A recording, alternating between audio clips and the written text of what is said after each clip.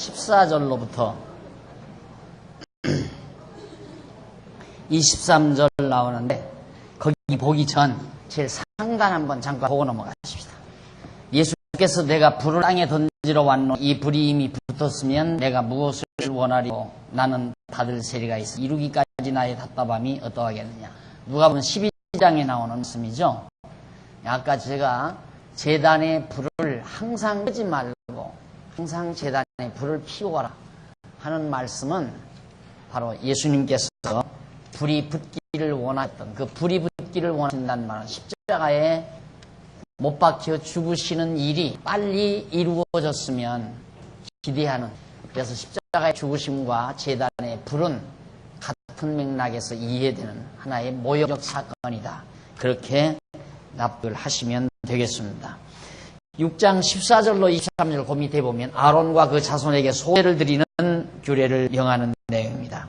소제의 규례는 이러하니라. 아론의 자손은 그것을 단 앞 여호와 앞에 드리되 그 소의 고운 가루, 고운 기름, 가루 한 움큼과 소제물 위의 유향을 다 취하여 기념물로 단 위에 불살라 여호와 앞에 향기로운 냄새가 되게 하고 그 나머지는 아론과 그 자손이 먹되 누룩을 넣지 말고 거룩한 곳 회막들에서 먹지니라. 그것에 누룩을 넣어 굽지 마라. 이는 나의 화제 중에서 내가 그들에게 주어 그 소득이 되게 하는 것이라. 속죄제와 속죄같이 지극히 거룩한즉 무릇 아론 자손은 자는 이를 먹을지니 이는 여호와의 화제니라. 화제 중에서 그들의 대대로 영원한 소득이 됨이라. 이를 만지는 자다 거룩하니라. 여호와께서 모세에게 이를 가르칠 때 아론과 그 자손이 기름 부음을 받는 날에 여호와께 드릴 예물은 이러하니라. 고운 가루 에바 10분의 1을 항상 드리는 소제물로 삼아 그 절반은 아침에 절반은 저녁에 드리되 그것을 기름으로 반죽하여 번절에 굽고 기름에 적시어다가 썰어 소제로 여호와께 드려 향기로운 냄새가 되게 하라. 이 소제는 아론의 자손 중 기름 부음을 받고 그를 이어 제사장 된 자가 드릴 것이요 영원한 규례로 여호와 온전히 불사를 것이니 무릇 제사장의 소제물은 온전히 불사르고 먹지 말지니라. 자, 이 고운 가루를 드리는 내용이죠. 고운 가루를 드리는 내용.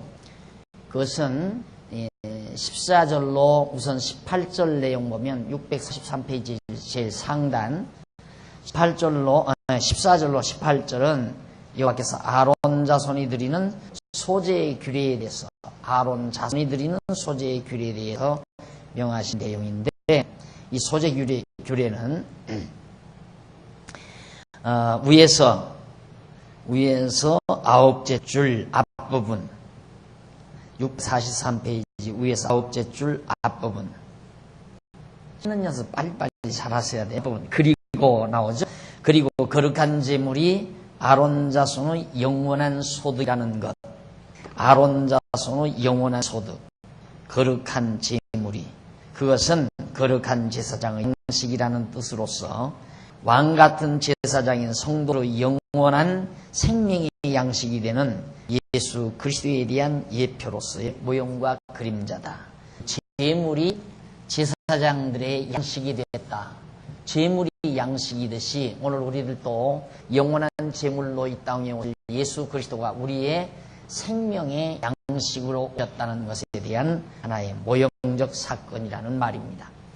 그 다음 이제 19절로 23절 그 밑에 보면 여호와께서 아론과 그 자손의 기름 부음을 받은 날에 드리는 소제 이물 규례에 대해서 명하시는 내용인데 거기 보면 그 밑으로 19절로 23절 아래로 다섯째 줄 보내보면 21절에 번철에 굽고 썰어서 번철에 굽고 썰어서 그러나 그 소재 예물을 갖다가 지짐이 좀 번철에다가 구워서 그걸 칼로 썰어서 라는 말은 완전히 희생시키라는 뜻입니다. 완전히 희생.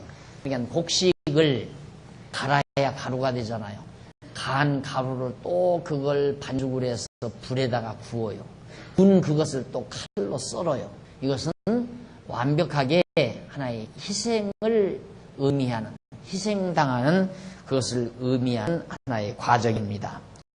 그래서 이 소제는 기름 부음 받고 제사장 된 자가 드리는데 소제물을 온전히 불사르고 먹지 말아야 하는 특징을 가지고 있습니다. 이는 제사장의 직임이 여호와께 온전히 봉사하는 직임을 말하고 있는 겁니다. 그러니까 온전히 소제물을 온전히 희생해서 드리듯이 제사장도 온전히 자기 자신을 하나님 앞에 드리는 희생 제물로서의 모습을 보여주는 것이다. 그 다음에 6장 23절로 30절은 아론과 가손에게 속죄제를 드리는 규례를 명한 내용입니다. 여호와께서 모세에게 일러 가라사대 때 아론과 그 아들들에게 고하여 이르라. 속죄제의 규례는 이러하니라.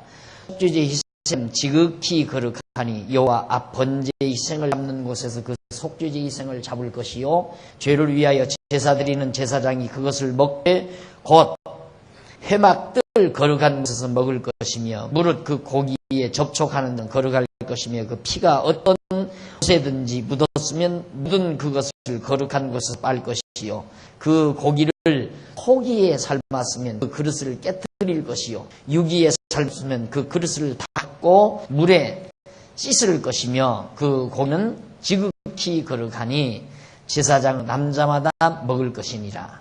그러나 피를 가지고 들어가 성소에 속하게 한 속죄제 희생의 고기는 먹지 못할지니라. 찐이 불사를지니라. 그러니까 결국 똑같은 속죄 제물이라도 먹을 것이 있고 먹지 못할 것이 있다. 그래서 그 제물을 잡았는데 그 제물의 피를 가지고 희성소에 성소에 들어가서 뿌리는 것.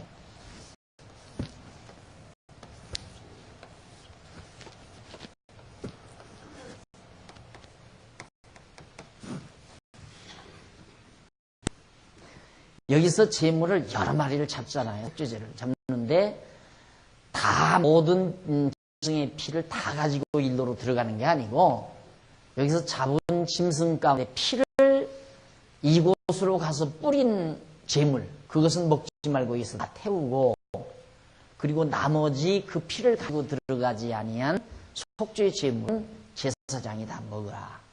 그래서 제물 중에도 제사장이 먹을 양식이 있고 제사장 먹지 못하고 불에 태울 뿐이고 그러니까 일부는 하나님께 제물로 드리고 태워드리고 일부는 제사장들의 양식으로 사용하라 하는 것이 바로 그 부분에서 말해주고 있는 내용입니다.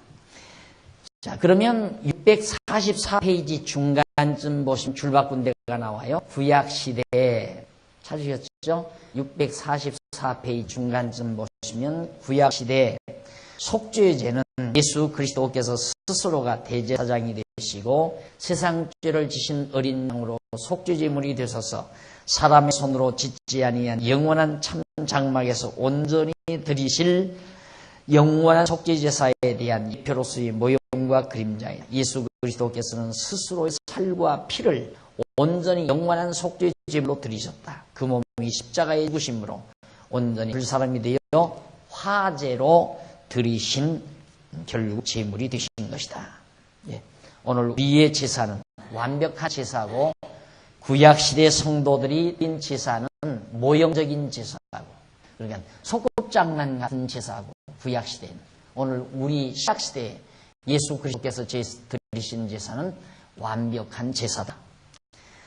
자, 그래서 히브리서 기자는 염소와 송아지의 피로도 이스라엘 백성들의 죄를 정결케 했거든요. 하물며 예수 그리스도의 피가 너희를 죄에서 깨끗하게 하실 수 없겠느냐 하는 말을 히브리서 기자가 논증한 바가 있습니다. 정말 우리가 예수를 그리스도로 영접했다는 것은 정말 대단한 사건이죠. 그래서 우리가 죄에서 해방받는 것은 바로 그리스도의 은총에 의해서만이 가능한 얘기다. 자, 그 다음 7장 넘어갑니다. 1절로 10절에 보면 아론과 그 자손에게 속죄제를 드리는 규례를 명합니다. 다 비슷해요. 속죄제 드리는 방법이 다 비슷한데, 거기 보면 645페이지, 본문은 제가 생략합니다. 생략하고 645페이지 1절로 5절 그 밑에 약간 내려와 보면 1절로 5절 나오죠. 1절로 5절은 여호와께서 속죄제를 드리는 규례에 대하여 명하시는 내용입니다.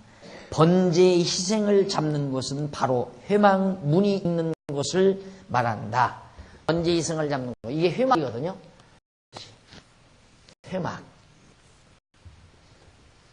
회막 문이 있는, 여기서 잡는 거예요. 여기서.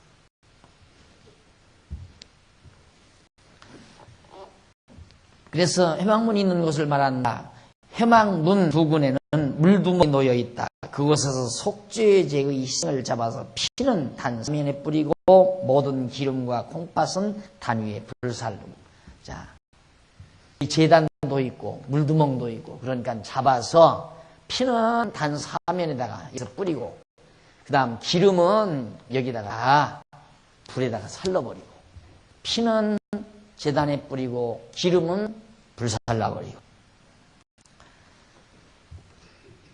그래서 거기 보면 피와 기름 또는 콩팥은 생명과 영혼의 상징이라고 했습니다. 제물의 피와 기름 또는 콩팥도 기름이니까, 이렇게 피와 기름 또는 콩팥은 생명과 영혼, 피는 생명, 기름은 영혼을 상징하는 말입니다. 생명과 영혼은 하나님의 것이므로 마땅히 여호와께 드려야 합니다. 그래서 예수 그리스도께서는 십자가에 죽으심으로 그의 생명과 영혼을 하나님께 온전히 드리십니다. 그 다음 6절로 10절에 여기 보면 여호와께서 제사장에게 돌아가는 속죄제 제육의 제사의 고기입니다. 속죄제 제사의 고기의 규례에 대하여 명하는 내용입니다. 규례 보면 거기 보면 이제 그 조금 내려와 보면 히브리어 나오죠. 그 히브리어 나오 바로 6절 뒷부분에 보면 여기 사람의 번제라는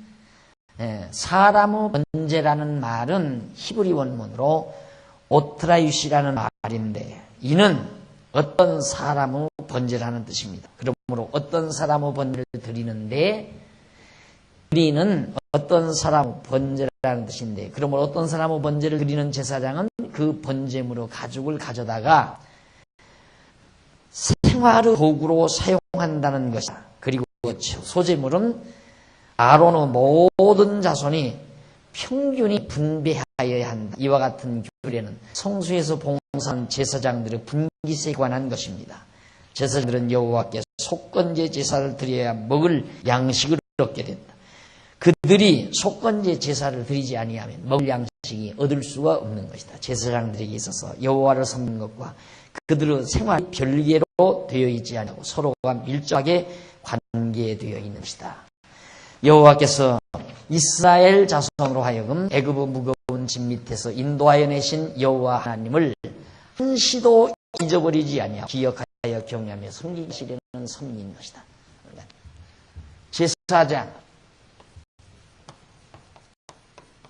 제사장들이 먹고 입는 거, 양식과 옷이죠. 양식과 옷.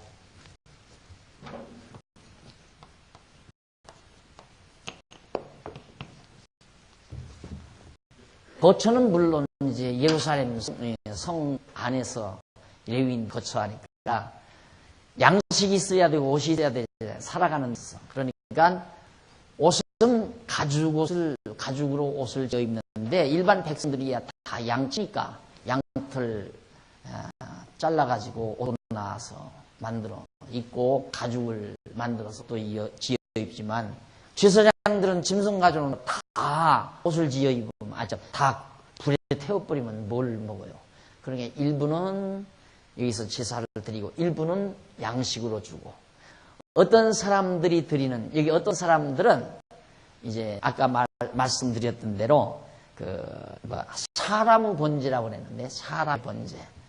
그러니까 사실은 여기 와서 사람들이 와서 제물 드렸을 때 다 전부 불 태우는 것이 아니라 어떤 레이벌들은 더러더러 가죽을 벗겨가지고 옷을 지어 입도록 하나님을 배려를 합니다.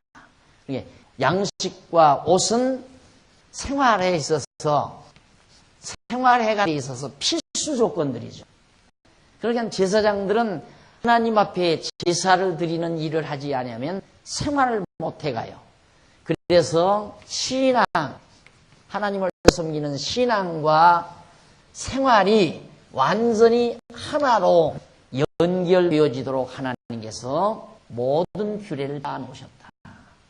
생활 따로 신앙 따로가 아니고, 그러니까 신앙, 하나님 경외하는 일을 하지 않으면 살 수도 없고, 살려면 하나님을 경외하도록 만들어 놓고, 그게 제사장들에게 하나님께서 배려하신 규례 방법이라 이 말입니다. 오늘 또 우리는 정말 다 제사장들이에요. 예수 그리스도가 대제사장이시고 우리는 대제사장들인데, 우리는 대제사장이 아니라 그냥 제사장인데, 여기서 섬기는 제사장, 제사장은 여기서 섬긴다고 그러잖아요. 대제사장은 여기서 한 번, 1년에 한 번 섬기고. 그러니까 우리가 제사장인데 매일같이 하나님을 섬기는 신앙생활과 우리의 삶 자체가 별개의 것이 아니다.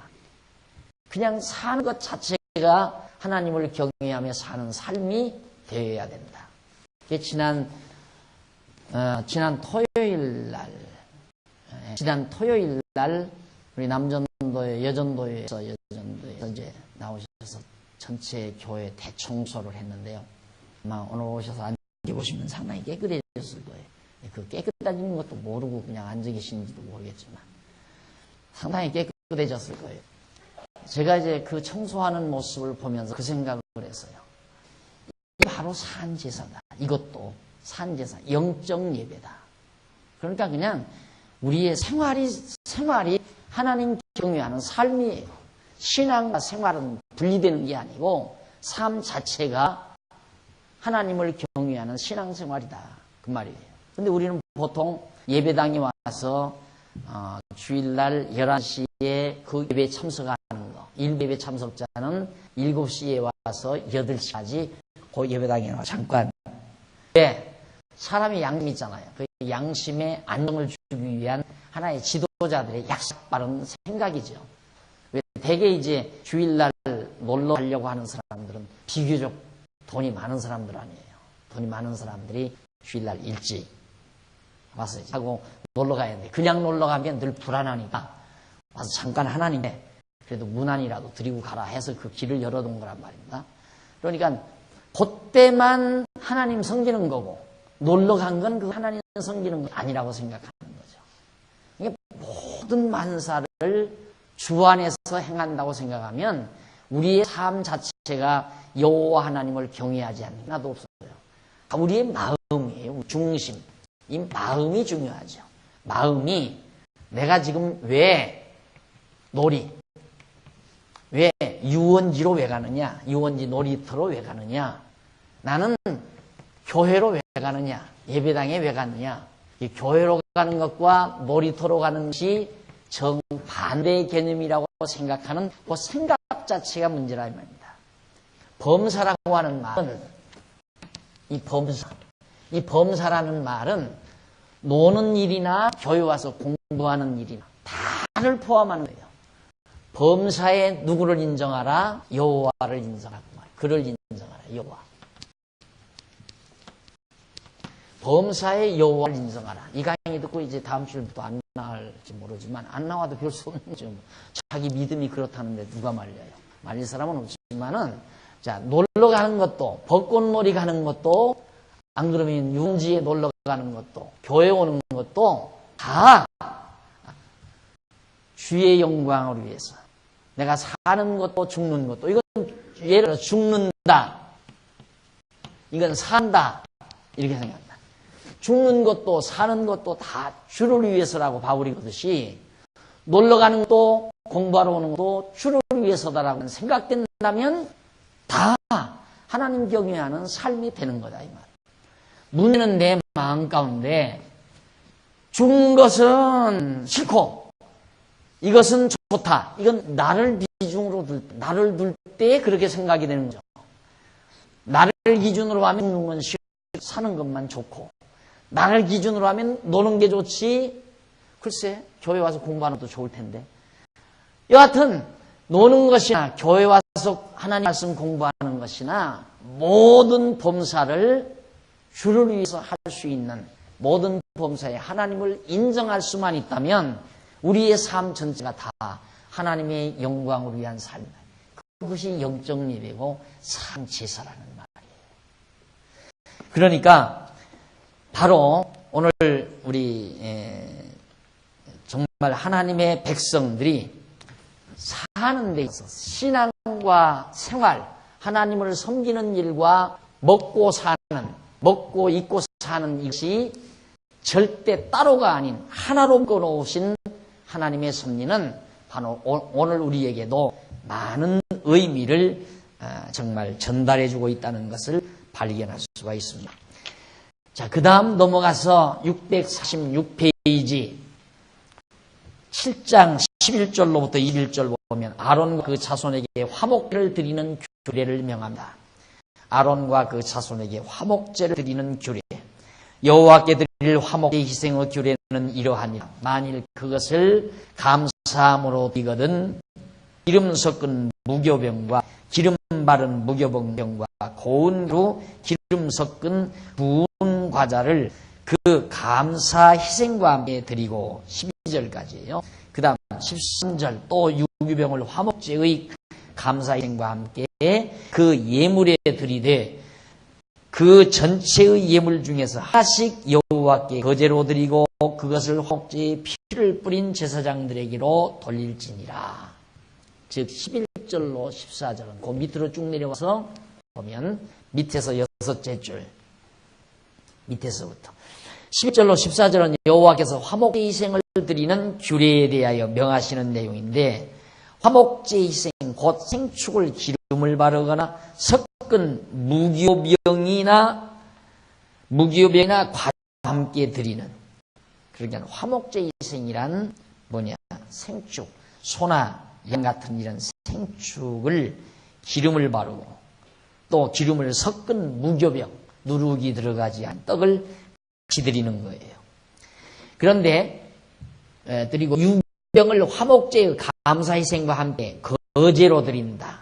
무교병이나 과자와 함께 드리고 유교병은 이제 누룩이 있는 떡입니다. 그것을 화목제의 감사희생과 함께 거제로 드린다. 거제는 재물 손으로 높이 이렇게 여기서 태우는 게 아니라 재물을 이렇게 높이 들어서 이렇게 하늘로 들어서 돌리는 별의별 방법을 다 동원시키는, 이것이 전부가 다 의미가 있습니다. 모두가 다 어떤 의미를 가지고 있는데 그런 모든 의미들을 안고 결국 하나님께서 일일이 제사를 드리도록 그렇게 말씀하고 있죠. 자, 그러면 거기 보면 드리되 죄를 전가시켜 여호와께 647페이지 제물로 드리기는 경우처럼 유교병이 누룩들이 들어있는 순수하지 못한 소제물로서 누룩이 있는 유교병으로 그 드리는 자의 허물을 대신하게 하는 것, 결국 속죄 제물로 드리겠다. 그 다음에 15절로 18절은 여호와께서 화목제 희생의 고기를 먹는 규례에 대해서 명하시는 내용입니다. 그럼 그 화목제 희생은 어떻게 먹나?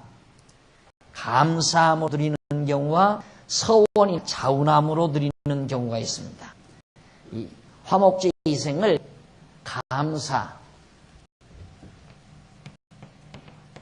감사와 서원과 자원 같은 말이에요. 서원과 자원, 스스로 원해서 드린다. 이건 감사하기 때문에 드리고 이것은 스스로 드리고 싶어서 드리는 거. 그런데 이거 스스로 왜 드리는가? 소원을 주니까 그래요. 소원, 마음에 하나님께서 소원을 주니까. 소원을 왜 주는가? 소원은 인간의 의지로 하는 게 아니라 하나님께서 그 사람 마음속에 소원을 주어서 할 마음을 주어서 하게 하는 거죠. 지금 우리들도 다 서원으로 행하는 거거든요. 마음속에 자원하는 마음이 생겨서 하는 거 아닙니까? 이 구약시대에 이게 서원제사가 있었어요.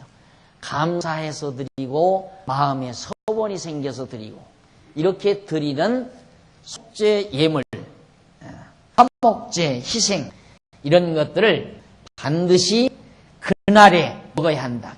그날에 먹어야 한다. 그리고 소원이나 자원함으로 드리는 경우에는 그 고기를 드리는 날에 먹되 이튿날까지 먹을 수가 있습니다. 이는 여호와께 대한 감사하는 날마다 해야, 감사는 날마다 해야 하지만 서원이나 자원은 날마다 하지 않아도 되기 때문입니다. 그리고 서원이나 자원함으로 드리는 화목제 고기를 제3일에 조금이라도 먹지 못하게 한 것은 그것이 부패하여 식물로서 합당치 못할 뿐만 아니라 가증한 것이 되기 때문에 제3일째가 되면 다 부패하니까 절대 먹지 못하게 했다. 그 다음 19절로 21절에는 여호와께서 화목제 희생의 고기를 먹지 못하는 규례에 대하여 명하시는 내용입니다.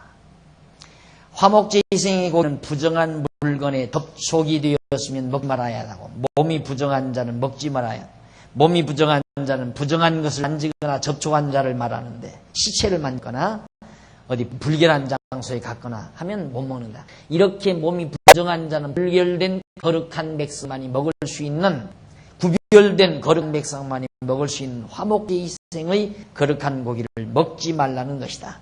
그것은 몸이 부정한 자로 하여금 스스로 부정함을 깨닫고 정결케 하도록, 정결하게 속하도록 하기 위한 것이었습니다. 그러니까 먹어야 되는데, 음식을 먹어야 되는데 못 먹게, 왜 불길한 곳에 가서 시체를 만졌다거나 불길한 처소에서 생활을 했다거나 하면 절대 먹지 못하도록. 그래서 항상 거룩하게 하려는 노력, 그게 뭐냐면 이거죠. 제사하게. 그러니까 모든 생활이 전부 제사와 관련이 있어요. 어떤 생활이든 이스라엘 백성이 있어요.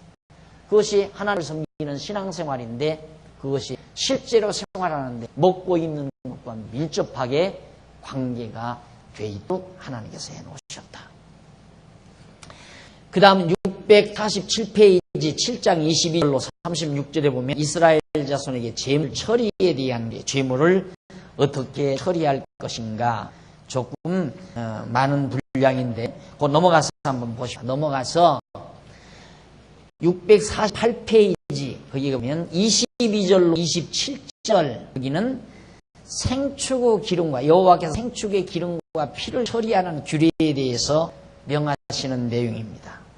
생축의 기름과 피를 어떻게 처리해야 되는가. 기름과 피는 먹지 말라 그 말이에요. 먹지 말고, 그것은 왜냐하면 기름과 피가 인간의 영혼과 생명을 상징하는 것으로서 이 모두가 여호와께 속하는 것이기 때문입니다. 기름과 피 그 말이죠. 기름, 피는 생명과 영혼을 상징하니까 먹지 못하게 했고, 28절로 36절 여호와께서 화목 희생에 대한 여러 분야의 제물을 처리하는 규례에 대해서 명합니다. 화목제 예물은 희생 중에서 기름과 가슴과 우편 뒷다리를 말하는데, 화목제 예물이란 기름, 가슴의 고기, 우편 뒷다리 이걸 말하는데, 그런데 기름은 단 위에 불사른다. 가슴은 여호와에 흔들어 요제로 삼고 그것을 아론과 그 사손에게 돌리죠. 하나님 앞에 이렇게 흔들어서 가슴 고기는 흔들어서 이렇게 했다 제사장들이 먹게 해놓고, 그 다음에 이제 우편 뒷다리는 어떻게 하는가? 뒷다리는 거제로 삼고 그것을 아론 자손 중에 화목제 희생의 피와 기름을 드리는 자에게 소득으로 준다. 그래서 기름은 단 위에다가 불사르고, 봐요. 여러분들 또 소고기 먹을 때 기름은 다 내버리죠. 하나님은 기름을 여기다 태워버리고 기름이 없는 가슴고기와 우편 뒷다리 그것만 제사장들이 식물로 취하도록 그렇게 배려를 해 놓으셨습니다. 이것이 이제 육신적으로 보아도 제사장들의 건강을 상당히 하나님께서 배려한 것이라고 그렇게 생각할 수도 있죠. 그 다음 이제 넘어가서 649페이지 제일 위에 쪽에 보면 우측에 보면 화목제 희생으로 드린 제물은 이스라엘 자손 중에서 아론과 그 자손들에게 돌려지는 그들이 대대로 받을 영원한 소득입니다. 화목제 희생, 아까 가슴고기와 우편넓적 다리, 이것은 영원토록 계속해서 제사장들이 받을 돌려질 양식이다. 아까도 말씀드렸죠. 예수 그리스도가 우리의 영원한 양식, 생명의 양식으로 오신 것. 그런데 문제는 649페이지 위에 두 번째 줄 부분에 보시면, 그런데 하필이면 예물 중에 가슴과 우편 뒷다리만 요제와 거제로 하신 이유는 뭘까? 왜 하필이면 그러냐 이 말이죠. 화목제 예물 중에 그 예물의 가슴은 그 예물의 등과의 대조를 이루며, 예물의 등과 가슴은 대조가 되잖아요. 대조를 이루며, 예물의 우편 뒷다리는 그 예물의 왼편 뒷다리와 대조를 이루는 것이다. 등과 왼편 뒷다리, 가슴과 오른편 뒷다리 대조를 이루는 거죠. 이런 것이 어려운 거죠, 솔직히.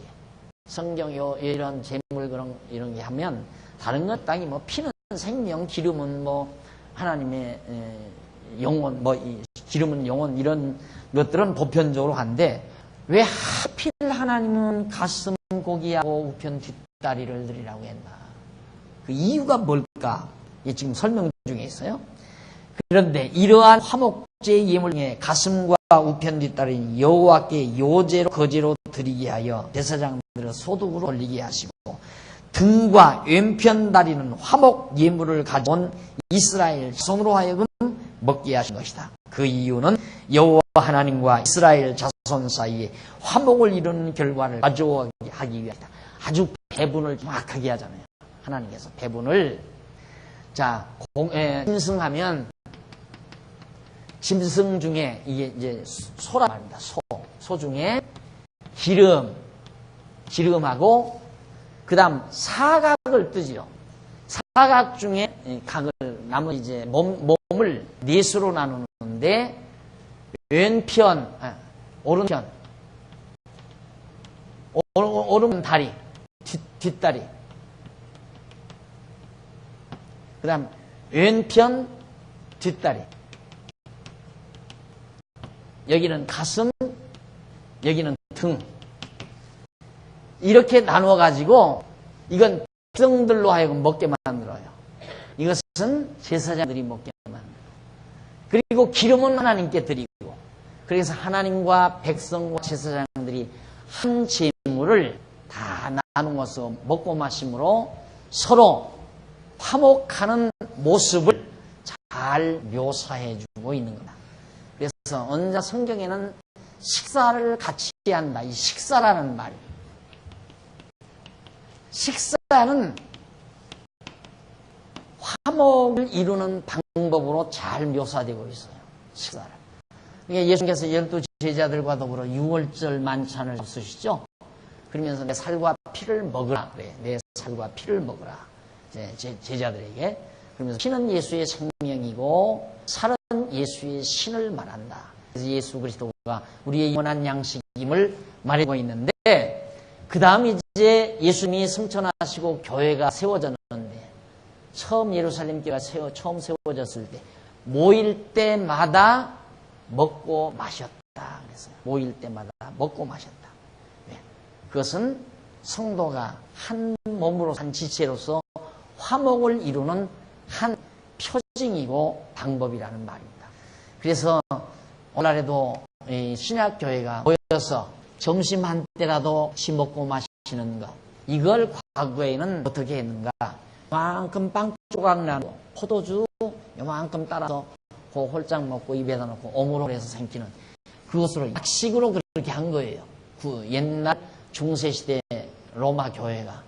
그것이 이제 종교개혁 이후에 그대로 우리 신약교회에 의미만 좀 달리해서 성경 의미만 바꿔가지고 약식으로 하는 식사를 지금도 하는 것을 소위 성찬이라고 이렇게 말을 하죠. 성찬이라고. 그런데 실제는 우리가 실제로 모여서 그리스도 안에서 함께 먹고 마시는 이런 행위를 할 때마다 주의 오심과 십자가의 죽으심을 잊지 않고 오는 세대에 전하는 그런 기념으로 삼는 것이 바로 성도의 식사 시간입니다. 여도 역시 구약시대에 정말 하나님과 이스라엘 백성들이 이제는 원수되지 아니하고 화목을 이루는 좋은 계기로 만들기 위해서 그렇게 배려를 하는 것이다. 그 다음 이제 넘어가서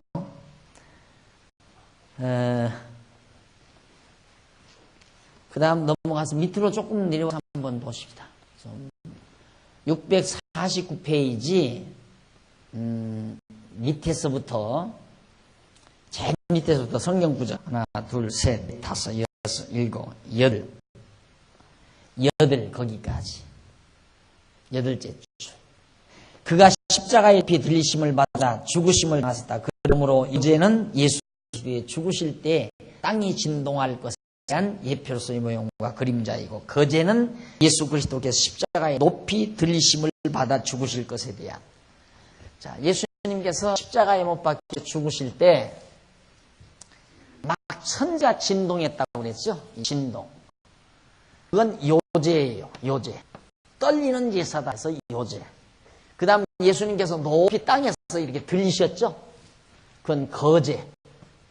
거제에 대한 하나의 실체고, 요제는 예수님 죽으실 때 땅이 흔들리실 것에 대한 하나의 명이고, 그래서 거제와 요제는 예수 죽으심의 상황을 미리 모형적으로 보여준 하나의 상징적, 예표적인 그런 제사 행위였다 하는 얘기입니다.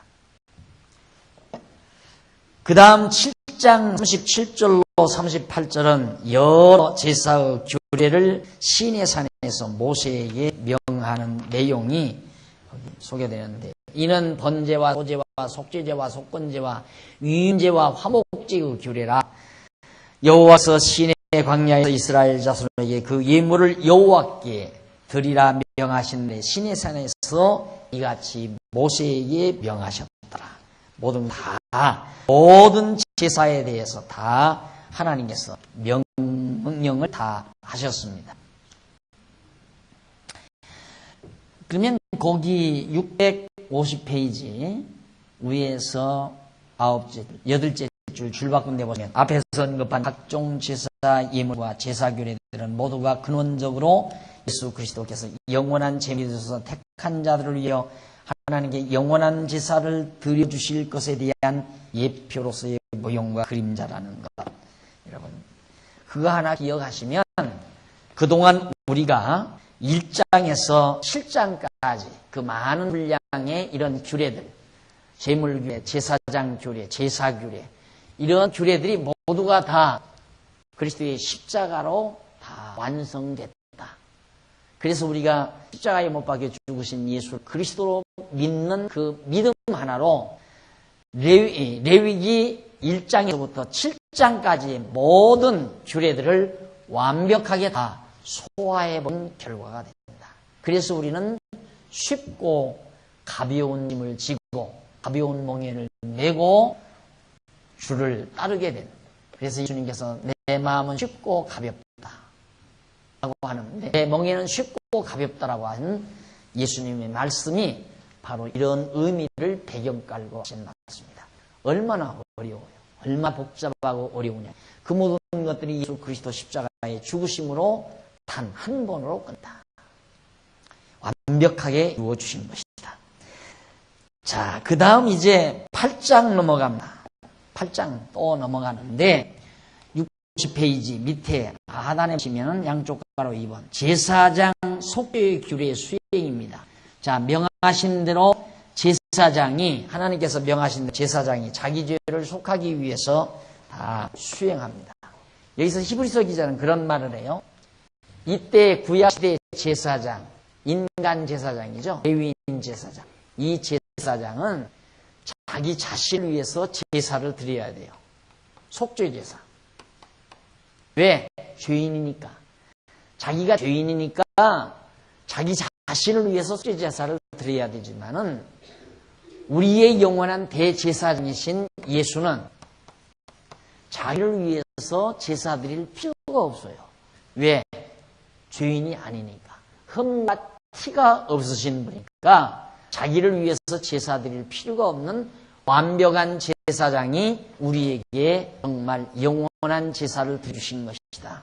자기 자신을 위해서 속죄제를 드려야만이 했던 불완전한 레위 제사장이 드린 제사로도 이스라엘 백성들이 죄를 용서함 받았는 한차 자기를 위해서 제사 드릴 필요가 없는 거룩한 예수 그리스도가 드린 제사가 어찌 우리를 정결케 하지 못하겠느냐. 이것이 바로 히브리서 기자가 논증한 귀한 진리의 내용입니다.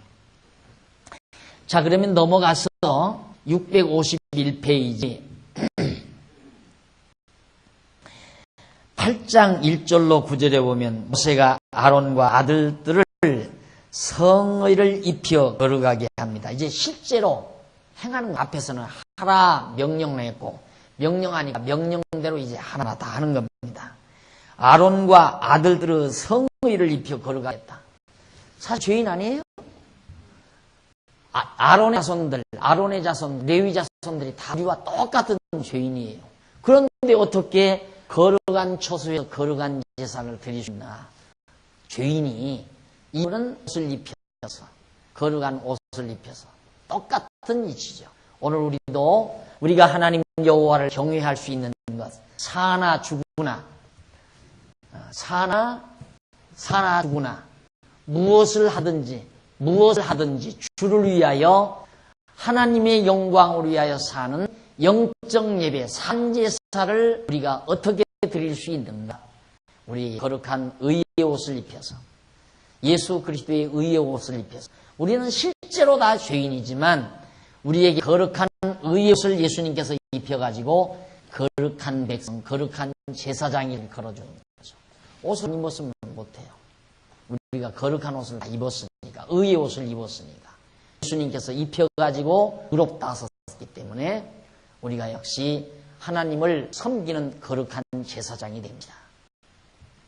그것을 우리에게 밝혀주는 것이 1절로 9절까지의 내용입니다.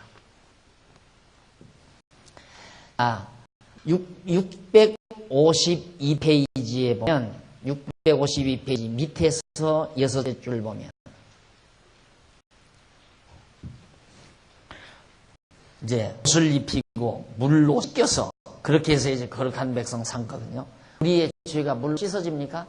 그렇다면 우리는 깨끗하죠. 매일 샤워하니까. 그래? 얼마나 깨끗하겠어요, 우리는.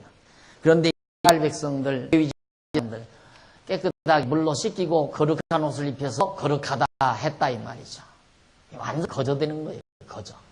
그래서 이상과 같이 밑에서 6째 줄, 이상과 같이 여호와께서 아론과 그 아들들을 거룩한 제사장으로 위임하는 규례는 그들을 물로 씻기고 의복을 입힌 다음 기름을 바르고 속죄제를 드리는 거다. 그러니까 아론과 그 아들들이 거룩한 제사장으로 위임되는 것은 그들의 어떠한 윤리적인 행위에 기초하지 아니하고 여호와 하나님의 전적인 은혜에 기초한 것이다. 그러니까 목욕시키고 의를 입히고 기름 바르고 그렇게 해서 속죄제, 짐승 잡아서 속죄제를 드려서 거룩하다. 이렇게 하는 건 오늘 인간들이 생각하듯이 내가 어떻게 정말 거룩한 일, 선한 일, 깨끗한 일을 많이 함으로 거룩해지는 그런 것이 절대 아니다. 그래서 우리가 성자가 되는 것은 행위로 되는 것이 아니라 하나님의 은혜로 되는 것이다. 이걸 여기에서 빗나가면 항상 우리들이 늘 착각을 해요. 그걸 빗나가면 남 욕하고 남 비난하고 남 헐뜯고 남 험담하고. 왜? 남을 험담하는 건 내가 깨끗하다는 얘기거든요. 나는 저렇게는 안 한다. 이러기 때문에 험담이 나오는 거예요. 그러니까 사람이란 벌써 남을 비판하기 시작하면, 남을 비판하면 참 괴로워요. 한동안 있잖아요. 그 괴로움은 머리가 지끈지끈하잖아요. 그게 벌써 자기에게 오는 하나의 정말 엄청난 난성의 자극이죠. 머리가 아픈 것은.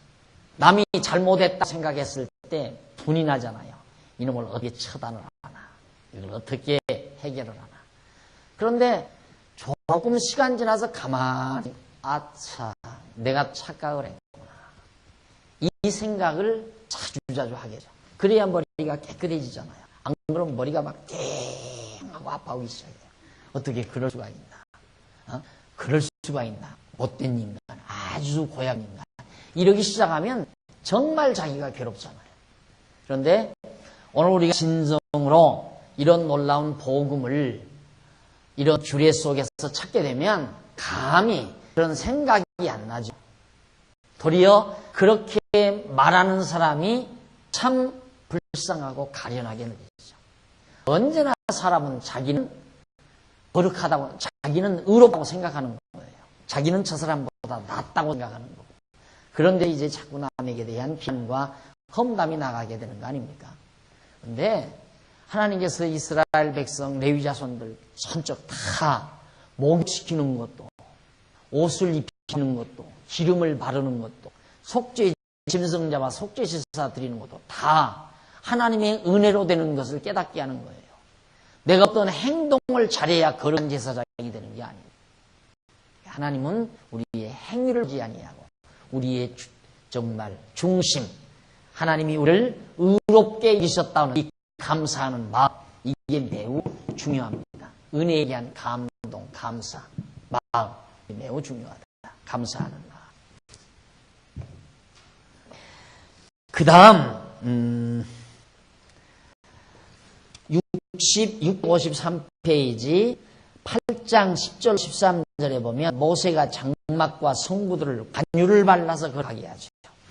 이 장막, 이것도 이거 쓰는 장막, 이 안에 있는 모든 성구들, 언약궤니 창단이니 등대니 떡상이니 이런 것들 다 어떻게 해서 거룩하게 만드는가? 기름 발라서 거룩하게. 기름 여기다 발라놓고, 이것도 기름 바르는, 이게 이것도 이제 기름 종류죠. 칠이 하나의 기름 종류인데, 이런 식으로 발라서 이게 거룩하다, 이렇게 말하는 거예요. 기름을 발라놓고. 그러니까 완전히 하나님께서 정말 구별하는, 좀 바른 것과 안 바른 것, 이 구별해서 거룩하다고 하는 것. 그래서 거룩이라는 말은 구별이라는 뜻을 가지고 있다고 그러잖아요. 성자 지었네요. 거룩하다. 이게 이제 구별하는 선이죠. 담자. 여기를 구별하는 선을 만들어 놓고, 여기는 거룩하고, 여기는 추하고, 이렇게 딱 구별해 놓는. 성이란 뭐냐? 구별하는 것. 하나의 의미가 됩니다. 구별하는 것이. 그럼 그 관유라고 하는 게 뭔가? 관유. 중간쯤 보면 히브리어 나와요. 쉐멘 하미쉐하라는 말이라고 하는데, 관유는 이는 장막이나 성구 그리고 제사장 등을 거룩하게 속하기 위하여 바르거나 뿌리거나 부어 바르는 기름을 바로 관유란 말이에요. 성경의 관유, 각종 제사장, 사람에게나 성구에게나 모든 물건에게 바르거나 붓거나 뿌려. 그러니까 제사장, 왕을 세울 때도, 왕을 세울 때도 기름을 부어 세우고, 제사장을 세울 때도 기름을 부어 세우고, 선지자를 세울 때도 기름을 부어 세워요. 왜? 거룩한 왕, 거룩한 제사장, 거룩한 선지자라고 말이죠. 그걸 관유라고 말한다. 그 다음 넘어가서 654페이지 8장 14절로 17절 보면 모세가 단에 속죄 제물로 피를 발라서 거룩하게.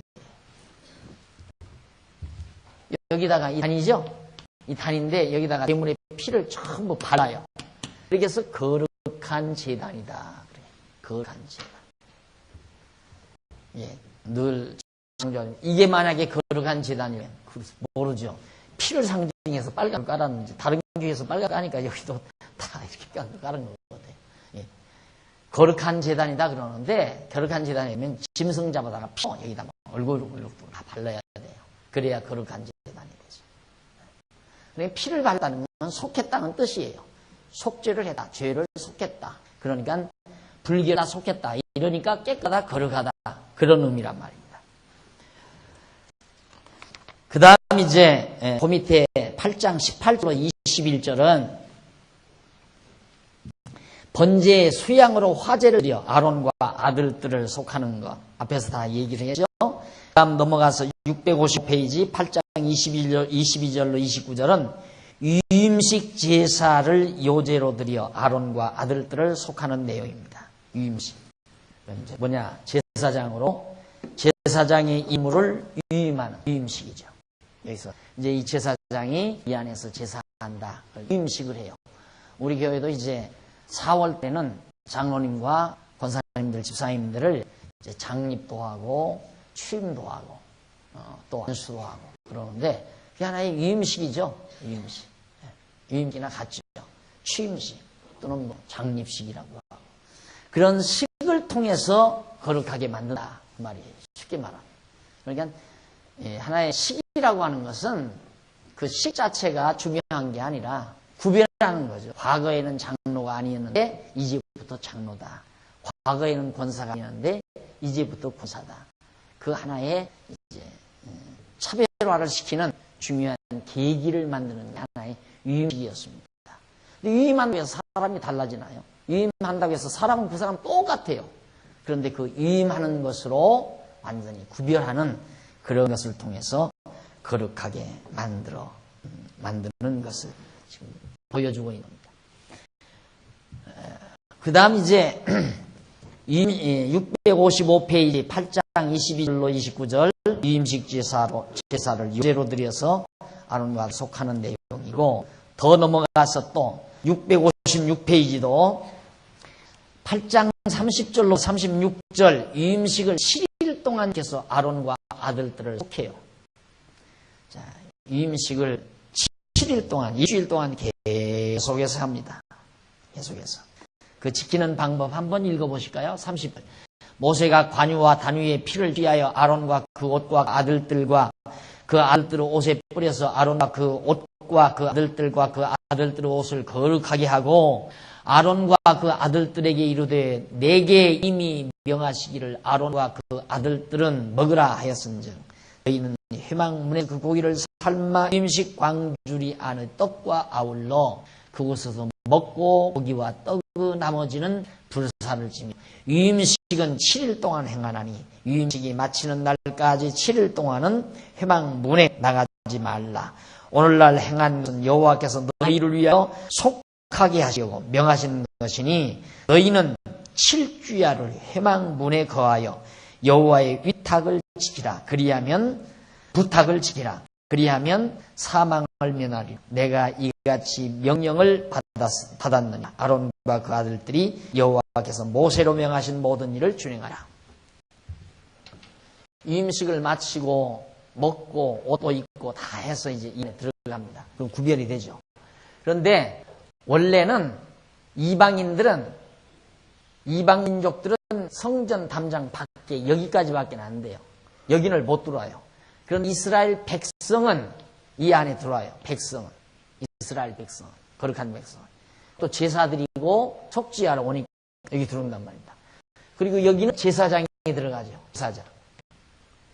여기는 대제사장이 들어가고. 똑같은 인간이네. 제사장이었을 때나 제사장이 아니었을 때 똑같은 인간인데 백성이 여기 가면 죽죠. 안 돼요. 들어가요. 또 제사장이 여기 들어가면 죽어요. 대제사장만 들어가죠. 똑같은 인간인데 하나님께서 유임식 끝나고 나면 죽을 자가 안 죽게 만들어 놓으신다.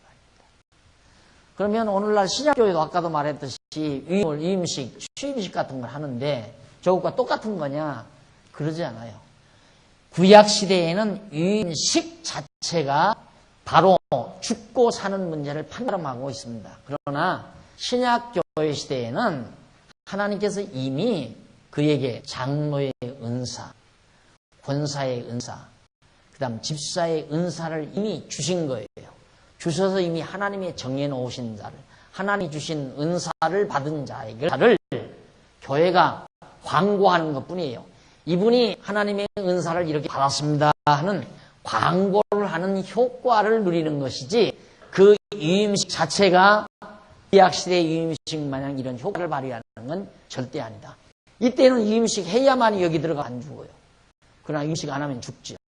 기름을 바르고 그 다음 의복을 입고 목욕하고 전부 제사장복 입고 유임식을 마쳐야 저 안에 들어가도 안 죽는단 말이야. 거의 전부 보여주는 거예요. 그러듯이 오늘 우리는 진짜 예수 그리스도의 구속을 통해서 우리가 깨끗이 정결함을 받고 예수님께서 우리에게 주신 거룩한 의의 옷과 성령, 기름을 받는다는 우리 하나님의 영, 그리스도의 영을 받아서 그리스도의 생명과 그리스도의 영을 받아서 우리는 영원히 죽지 아니하는 생명을 얻은 거죠. 우리는 이음식하고 안 하고 상관없어요. 그런데 다만 이제 보이는 교회 안에서 질서를 유지하기 위하여 그 분명한 선언, 이분이 이제부터 장로 일을 합니다. 이분은 이제부터 권사, 집사 일을 합니다 하고 선포한 광고 행위는 것. 이 한계를 벗어나서는 안 됩니다. 그런데 마치 교회들이 안수를 하나, 목사가 이렇게 안수할 때 어떤 안수자로부터 어떤 대단한 효능이 안수 받는 자 이렇게 전달되어지는 것으로 그렇게 착각을 해요. 지난번 말씀드렸죠. 안수란 이제 나와 함께 뜻을 같이 한다는 의미를 지니는 것 뿐이다. 그 다음 넘어가서 658페이지 양쪽 가로 3번 백성 속죄 규례. 백성은 어떻게 속죄를 하는가? 9장 1절로 7절에 보면 모세가 아론의 제사 드릴 준비를 하라고 인용하는 내용이 납니다.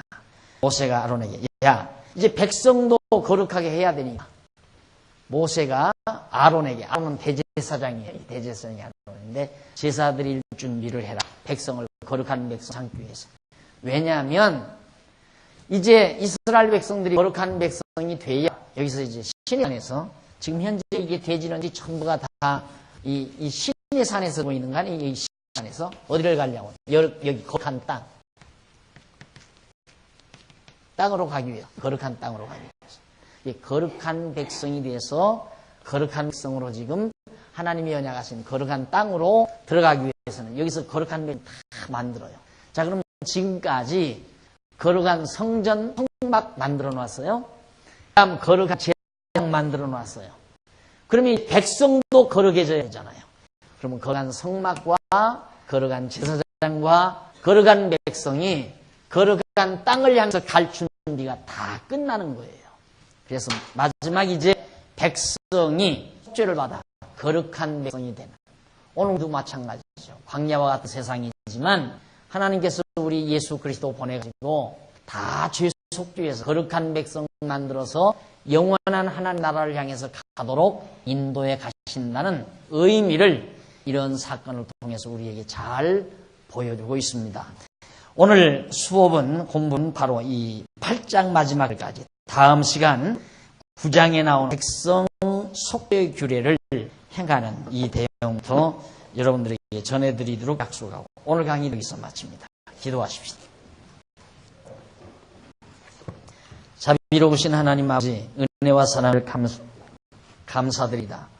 죄와 홀로 죽었던 우리들 그리스도의 의의 옷을 덧입혀 거룩한 백성 삼으시고 또 거룩한 제사장 삼아주셔서 영원토록 하신 여호와 하나님을 경외하며 살 수 있는 귀한 종을 베푼 것 감사드리고 비록 속인 세상이지만 이 세상에서 정말 하나님 경외하며 섬기는 영적 예배, 산제사를 드리며 살 수 있는 은혜를 주신 하나님의 사랑을 진심으로 감사합니다. 우리 자신이 의롭고 깨끗하고 거룩해서가 아니라 하나님의 은혜로 의롭게 되고 거룩하게 되어서 거룩한 하나님을 섬기는 자 되게 하신 이 놀라운 은혜를 잊지 말고 살아간 슬기로운 자 되게 하시옵소서.